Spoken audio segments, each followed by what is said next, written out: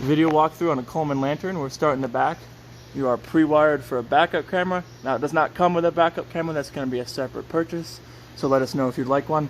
And then it does use power off your running lights up there.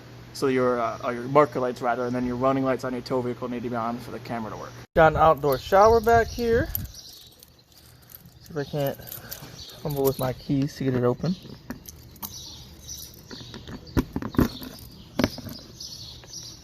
With hot and cold.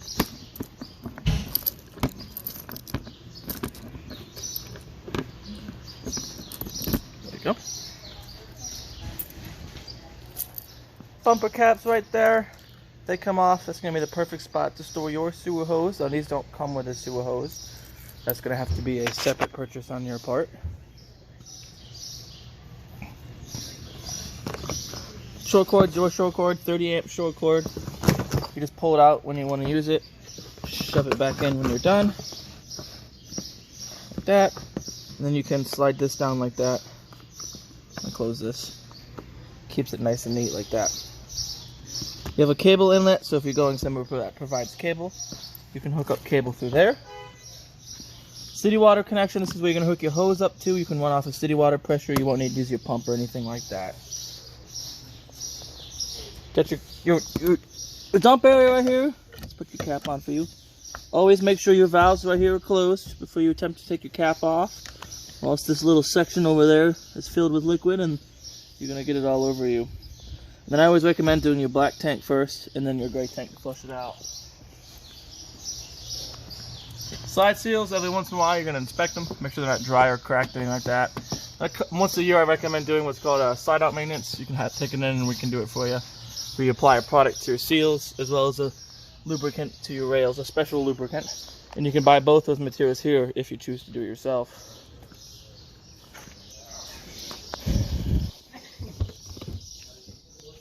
Off here, pass through storage. Right here, lots of good information: unloaded vehicle weight, gross vehicle weight rating, cargo carrying capacity and whatnot.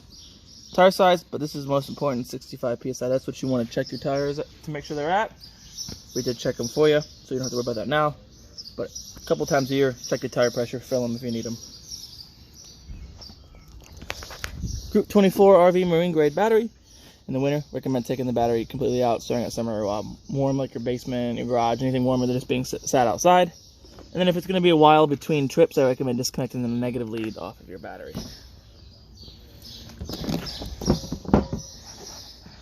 Let's see if I can set this down real quick.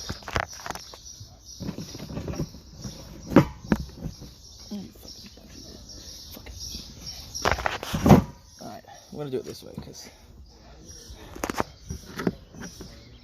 you unscrew these, flip them over like that.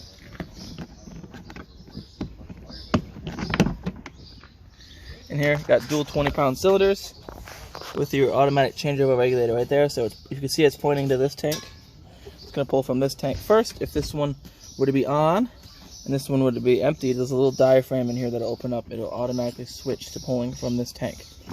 However, this selector, so you can move it, you can select which tanks it's pulling from. That doesn't move when it switches tanks. So keep that in mind. And then some people put it in the middle, thinking it's going to split from both tanks. It doesn't work that way, it's one or the other.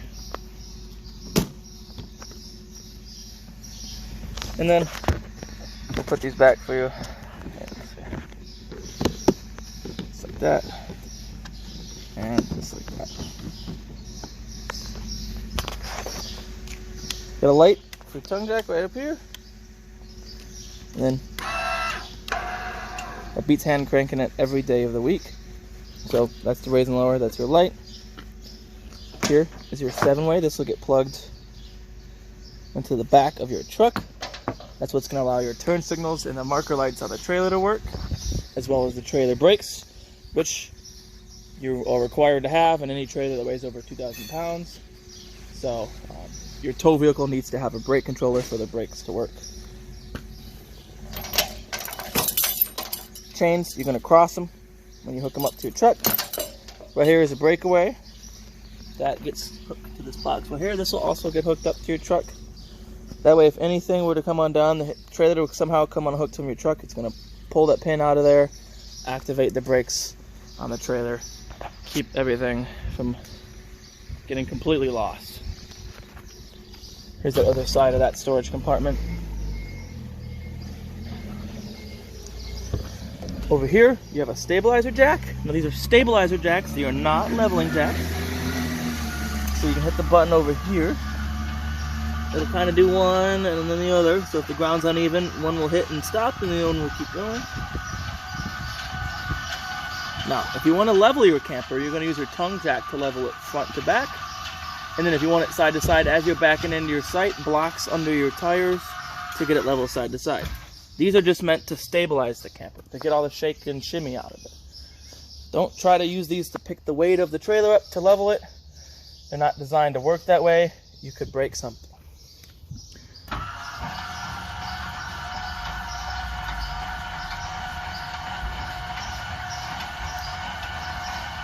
There's a self-resetting breaker back there. If you were to overextend the jacks, the breaker will trip. You'll have to wait for it to be reset. Once it's reset, you'll be able to use your jacks again. If for any reason that breaker were to fail, and it would still let you use the jacks, you risk amping out the motor or bending the jacks. If you come back in with a bent jack saying, it just happened, we know it didn't just happen. You misused your jacks. Stabilizers, not levelers.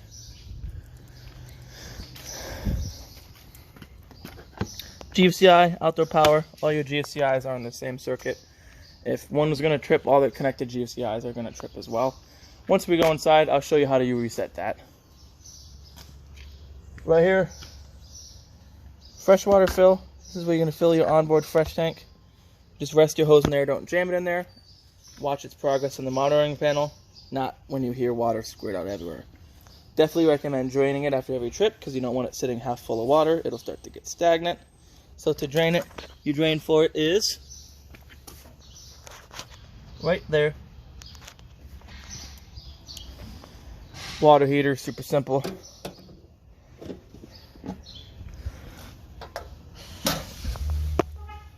So it's all set up. The only thing you'll have to do is hook up water to it and it should be good to go. Just like your freshwater tank, I definitely recommend draining your water heater after every trip because you don't want it sitting full of water. So first thing you do, shut off all your sources of water. Crack this pressure relief open. Once it stops squirting water out of it, then you can take your anode rod out. 1 inch and a 16th is the socket size for that. I like to use a socket with an extension and a ratcheting wrench. That's the easiest thing for me. Once you pull that out, set it aside, then you can drain the water out of it. Well, it's going to drain out from that hole. And you'll be good to go. If you neglect to relieve the pressure first, all the pressure is going to come out here. Instead, it's going to shoot that rod out. You're going to get soaked. So keep that in mind. And then besides that, recommend cleaning up in here and in here 4 times a year, once a quarter. I recommend that with all of your appliances. So your furnace here, you're going to want to keep here clean. Make sure there's no debris in there. They do make screens for these. They don't recommend you run your furnace with the screen on, but people do it. You just didn't hear it from me. That'll good to keep. It'll keep road debris out from building in there. It'll keep insects from building nests when you store it. Fridge, keep it clean on these little vents here. Every once in a while, once a quarter, I would say pop this panel off. Clean back there real good. Right up here, it's your exterior range vent. So if you're using your fan on your range hood, you want to make sure this is open. If not, just push it closed. You'll be good to go. Right here is a black tank flush. You can hook your hose up to here. As you're dumping your black tank, you can turn that hose on. There is a small nozzle in the black tank.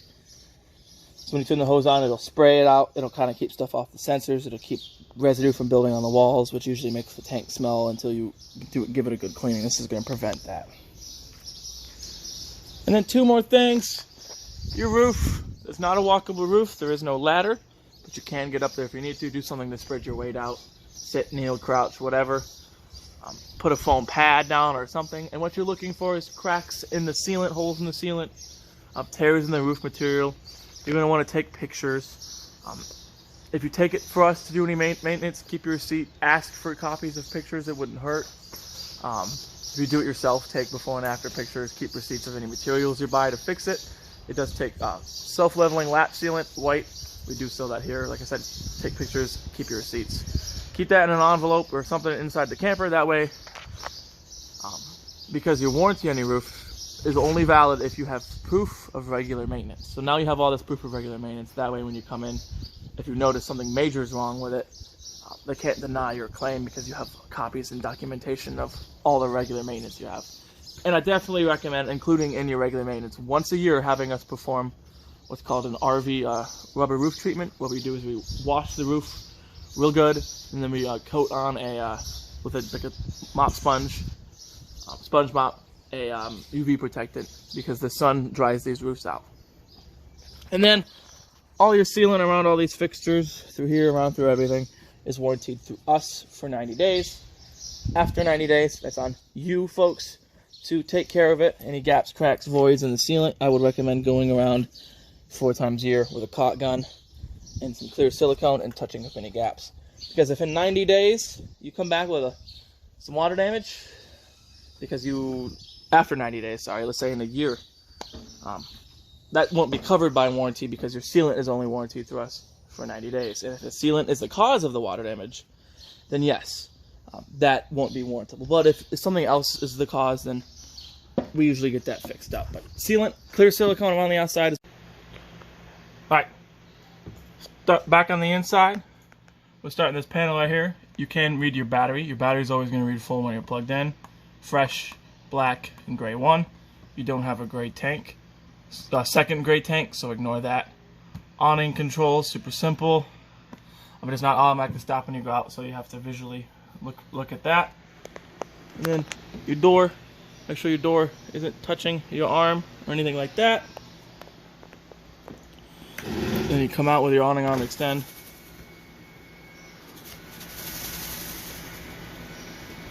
Can't go all the way out, but we'll try our best.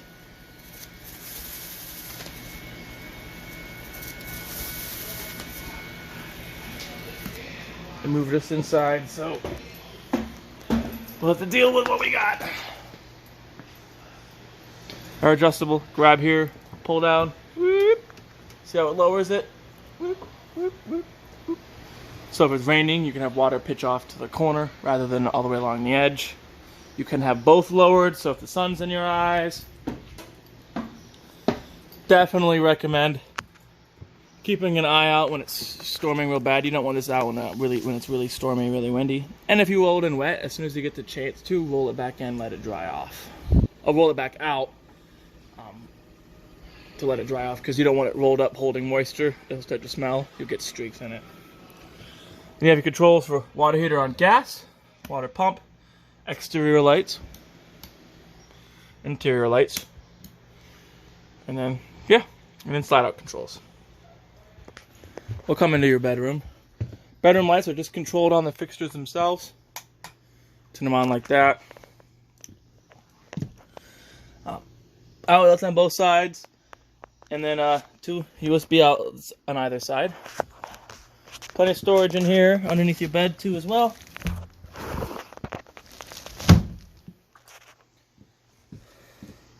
You got this, slide that open, just like that. Always make sure you lock them like this when you travel. You don't want these doors to be bouncing around everywhere. You could damage your walls. Do have a provision amount of TV in here. Watch how long your screws are.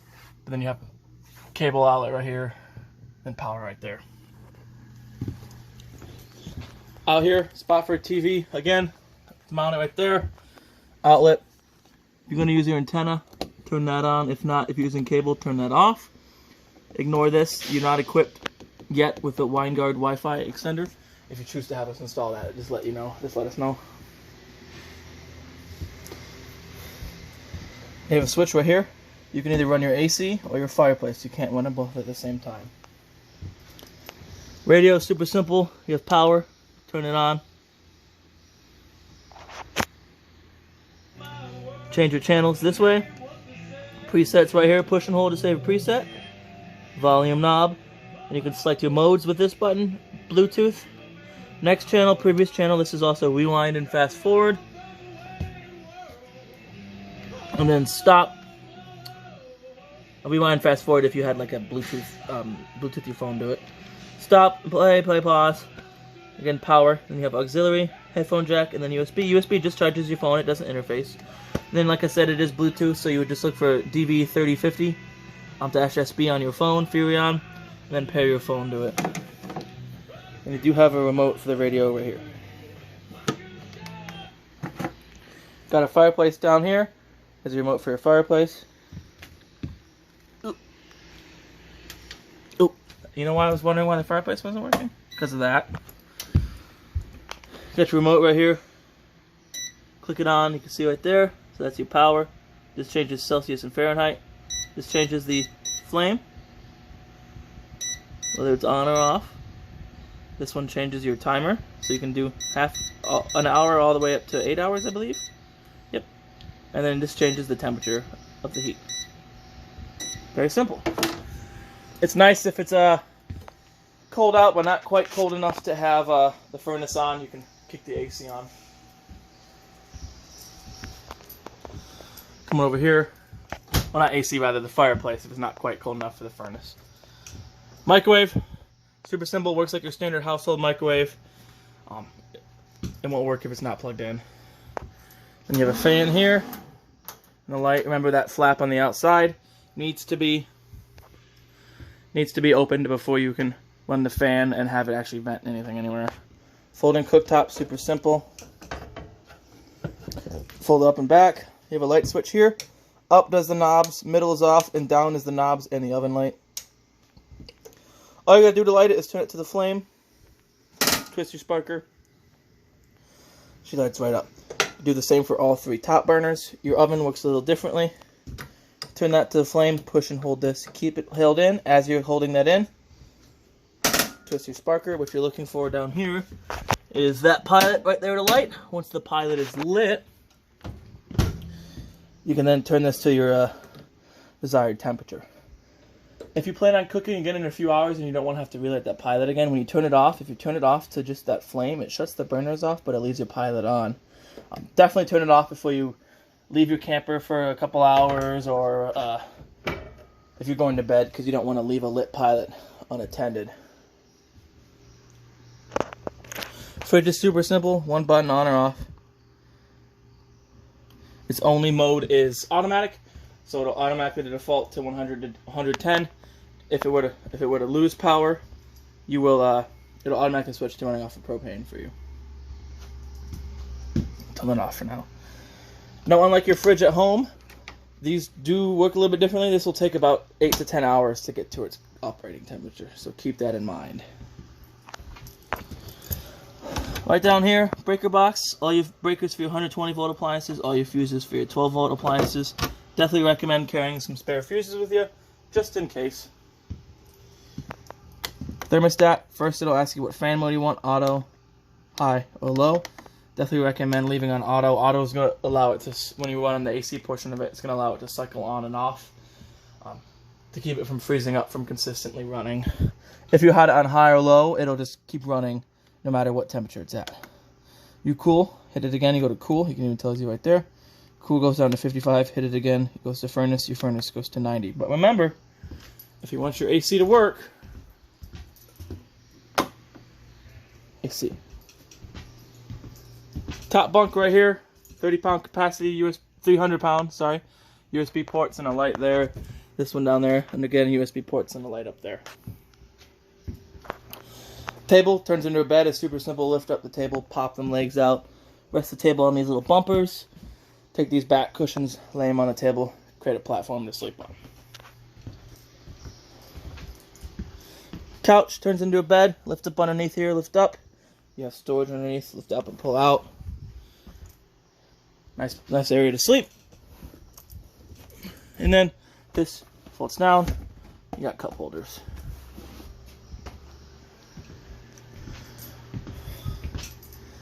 Coming into the bathroom. Light switch onto the left. Right there is your resettable GFCI. So if any of your GFCIs were to trip, this is the outlet you come and hit reset on. Shower is super simple. You have a removable shower head to get them hard to reach spots, you know. All you gotta do is turn your knobs onto your temperature, lift this up. It'll divert out the shower. Definitely recommend opening this vent and turning your fan on when you are taking a hot shower. You don't want the moisture to stick on these walls for too long. And then your toilet is super simple. As long as you're pushing this pedal here, it's just gonna keep flushing. That's pretty much it for the bathroom. A few more little things. Let's turn the light off in here. Right up here, you got a smoke alarm. Uses 9-volt batteries. So when they start giving those low voltage chirps, replace the batteries. Carbon monoxide and LP gas alarm right there. That's hardwired to a 12-volt system. There's no batteries you have to worry about changing. However, if the battery on the front of the camper starts to die, that will start getting low voltage trips. Just plug your camper in to get it charged up. And then you do have a fire extinguisher right there. That's it for your safety features. That's pretty much it for the interior of your camper. I hope you guys found this video informative. I hope you folks get a lot of good use out of this trailer. I really like the setup. I love these bunkhouses. They sleep with a ton of people. So I hope you guys get good use out of it. And goodbye.